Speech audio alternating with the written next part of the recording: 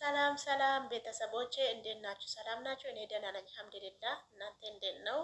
ሁላችሁ ደህና ናችሁ? እኔ ደህና ነኝ።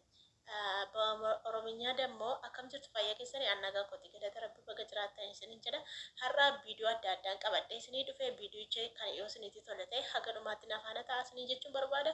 Diraamaan baay'ee jaalladhu fi baay'ee kabaju fidee dhufe jechuudha afaan oromootii fi afaan amaariffaa wal keessaa makee akkasumas zalgii sa'idoos fideen jira jechuudha. Isallee daqiiqaa muraasa booda waliin ilaalla jechuudha.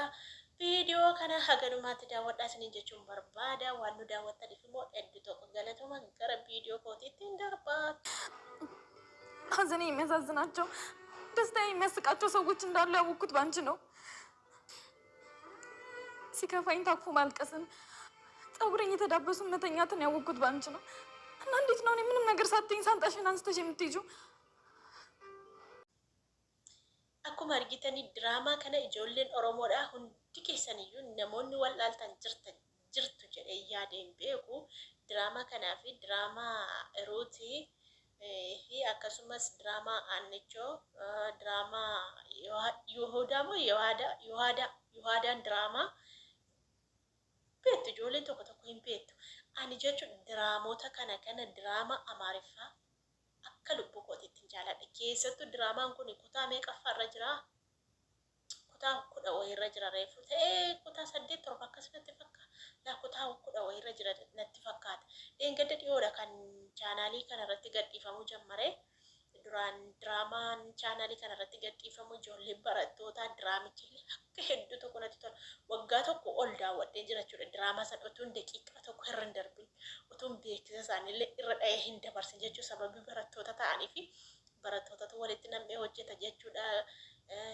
Giiliyaadii fa'aa bakka ijoollee baay'ee jechuudha. Dhugaa rabbi maqaa isaaniillee tokko tokkoon hin beeku garuu natti kofaltuufan maqaan na'u malee taachuma ooltaa achuma bultaa waan naan jettaniifini. Maqaa isaanii hunda isaanii isinitti nama malee tokko isaanii hin beeku. Keessattuu yommuu diraamicha keessaa kan hin dinqisiifadhuu fi kan hin jaalladhu chuuchaadha.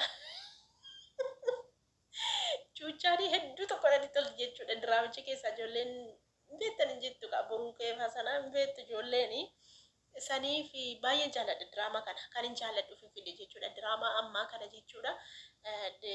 Zalgii Seidoo fidee jira keessa isiniin maqaa yeroo hundaayyuu haala mijeeffadhee bootaannaa sirratee jennaani diraamaa akkasii yookaanis immoo waan isinitti tolu waan isin kofalchiisu fidee dhufaa jechuudha. Riyaakshinii irratti hojjechuudhaa fi haala namaa mijatu waa tokko ni jira miti kanaafidha. Isiniin jechuun barbaada. Akkasumas immoo zalgiin Seidoo ga'ee jira. Ani piraankiin itti fakkaachaa ture har'a garuu jechuudha afaaniin qabadhe jechuudha.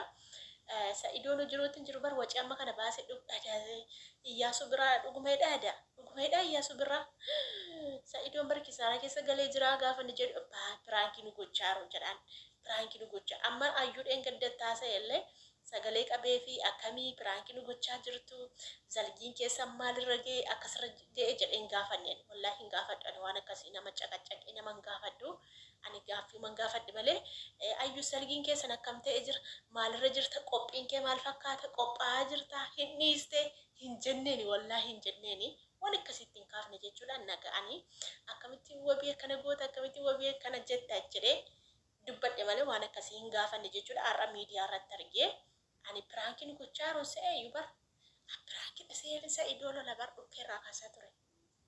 Ani piraankiidhaan se'ee malee dhugaanitti fakkaanne mucaanii kunoo shunkurtii akkatti gajjissee waa hunda akkatti gajjissee hojjechaa jira. Dhugaa rabbii intee piraankiin gochuudhaaf liivii nuu seenuu qabdu Seidoo. Dhugaa rabbii Seidoo nama yeroo tokko na daawwatan nan arga gaafa inni na daawwatu gaafa inni na daawwanne illee nan beekaanii.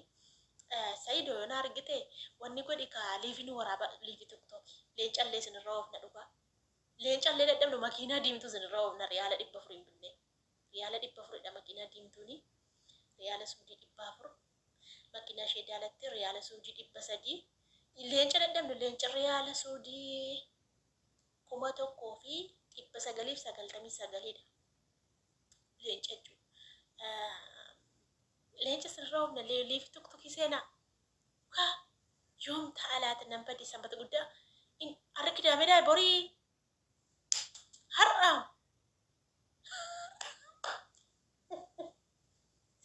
har'a zalgin Seido.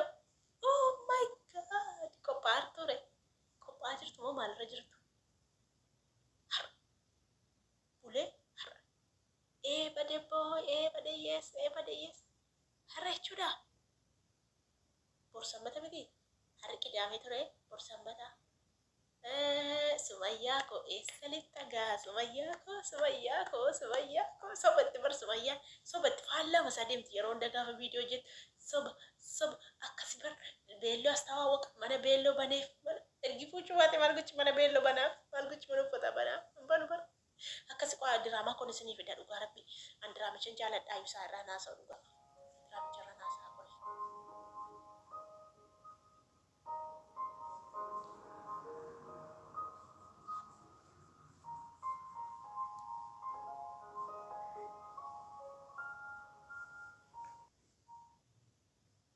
Uff ijiko ijumti koo du'ee aba walaa dhugaa rabbi ijumti koo aduu mucayyoo kana akkanitti jaalladhu dhugaa rabbi mucayyoo kana akkanitti jaalladhu bakka maal jedheen himaa waan baanii jiru amma isaan wal lolanii mucayyoo ammaa kana dhiira biraatii wajjin argee jechuudha kan dhiira biraatiin argisiisu kan godhe immoo jechuudha obboleettii gurbaa kanaatii fi obboleettii intaloo kanaati jechuudha. Ilmi namaa yeroo tokko tokko sharrii namarratti maal ilmi namaa yeroo tokko tokko otoo si wajjin nyaatu otoo si wajjin dhugu jechuudha. Waan dabaa namatti yaada waan hamaa namatti yaade si galaafachuu yookaan immoo qilee keessa si buusu barbaada jechuudha. Argitanii hiriyaa obboleettii gurbaa kanaatii fi obboleettii intaloodha jechuudha. Gurbaa kana lama ta'anii jaallatan jechuudha. Gurbaa kana lama ta'anii jaallataniitu egaa maaltu walitti baasare isheen sunis hin jaallatti isheen kunis hin jaallatti jechuudha. Garuu ishee sanaanii akka jaallatu baaseetti nimne mistiranyaadhaan miisejiidhaan walii wajjin haasaa yeroo hundumaa jechuudha. Si jaalladha jedhee baaseen itti nimne garuu istaayilii isaa reaakshinii godhu waa tokko tokkooni beekte akka inni jaallatu garuu innis sin jaalladha asin fuudhaa jedheeni itti nimne iccitiidhaan miisejiidhaan telegiraamiidhaan walii wajjin haasa'a. Amma maqaa ishee caraqaa jedhanii waama urjii koo bareedduu koo jedhaniitu waama jechuudha. Saniin booddee amma akka inni fuudhuun barbaadu obboleettiin gurbaa kanaa ammoo koo obboleettii gurbaa kanaa isiniif hin fidaayu. ነገው እንኳን አስቆመው ቢጠይቁት እሱም ያልቅላቸዋል። ታውቂያለሽ ወንድሜ በጣም ፈሪና ዝምተኛ ሰው ነበር። አዎ ከ5 ዓመት በፊት ሳውቀው ቆንጆ ቢሆንም ዝምታው ግን በጣም ይጨንቅ ነበር jechuudha. Isheen mataachi gadi addarra gadi godhattee jirtu jechuudha. Isheen amma argitan kun immoo dirqiidhumaan jaallachaa jirti. Gurbichuma jaallatteetu jaalalli irraa qabeessi jaalladhaa si malee jiraachuu hin danda'u jetteeni bakka sobdee wakabdee abbaa isheetiin natu isa jaallata namni kan biraa jaallachuu hin danda'u jettee sobaan kijibaan jechuudha. Gurbaa kana jaallattee jirti. Gurbichi immoo hin sodaata. Maaliif sodaata? Abbaan isaa baay'ee adabaan guddisee mana qophaa keessatti reebaa ture, garafaa ture jechuudha. Dilii mucaa sanaati itti natti fakkaata abbaan isaa amma marmaratee ta'aa jira jechuudha. Hin xaxame waan isaan beeku hin xaxameetu zim jedhee ta'aa jira. Cubbuu mucaa kana qabe natti fakkaata.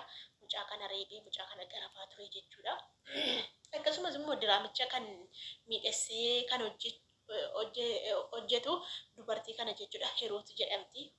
Ishee illee baay'ee diraama bareechitee hojjettee ijoollee Oromoo keessa nama akkatti hojjetu jira.